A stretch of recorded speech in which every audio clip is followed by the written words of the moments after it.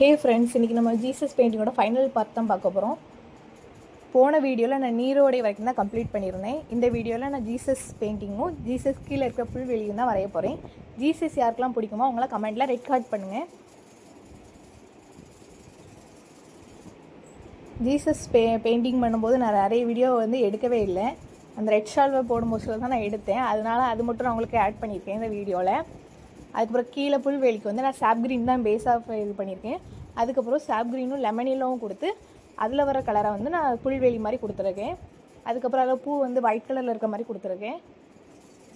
இந்த Jesus painting உங்களுக்கு வேணும்னு நினச்சிங்கன்னா மேலே தெரிகிற வாட்ஸ்அப் நம்பருக்கு மெசேஜ் பண்ணுங்கள். நான் ப்ரைஸ் டீட்டெயிலாம் உங்களுக்கு சென்ட் பண்ணுறேன்.